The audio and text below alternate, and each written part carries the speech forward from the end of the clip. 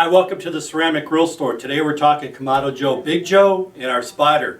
This isn't our normal customary spider, but this is our new deep drop spider. It's going to give us another platform deeper into the grill than what the Divide and Conquer system does. It's going to give us a little bit more capabilities within the grill, so let's open it up and see what we can do. Setting up with the deep drop spider is not hard. We just take it and we drop it on the metal ring for the multi-piece firebox. Probably the easiest setup we can do on it is using the cast iron grids off the Classic. These are the 18-inch size. Putting them down on the spider, and now we've lowered our searing area deeper into the firebox. We're going to get closer to the heat. It's going to allow us to either cook hotter or use less charcoal to maintain the same type of searing temperatures as if we were on the fire ring. We can set up to do the reverse sear. The deep drop spider does sit underneath the Divide and Conquer system, so we can use your conventional setup for reverse searing. Just taking the classic cast iron grids again and putting them down on the deep drop spider. Here we have one of the half cast iron grids on the left side of the grill, the stone on the lower notches of the Divide and Conquer system, and this would be our roasting grid up here. So with this setup, we don't have to really move anything. It's just roast your food off and then drop it down onto the cast iron and sear them off to finish. If you have our XL adjustable rig for the Big Joe and you want to do a big reverse sear cook, we could do this setup very simply. It's going to be the two, again, classic half cast iron grids on the bottom of the spider, deep drop spider. We have the Joe Divide and Conquer system in. We've taken the rig, put it on top of the Divide and Conquer system.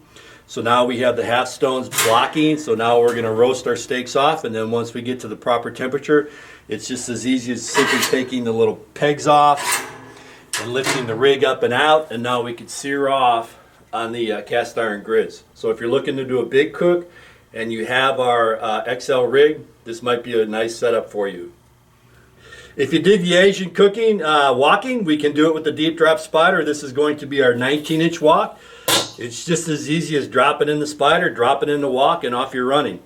When we wok, what we do recommend is maybe something similar to a very good steak fire, 550, 600 degrees. So we can do this with our 19-inch wok or our 16-inch wok.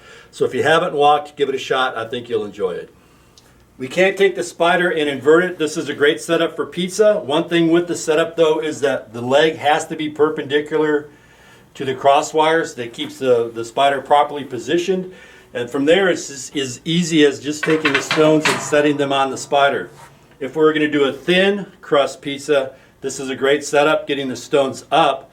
If we're going to do thick crust, then we may need to use these stones as the blocking stone and then putting our pizza stone up on the spider. So pizza, thin crust, thick crust, we have avenues to get it done.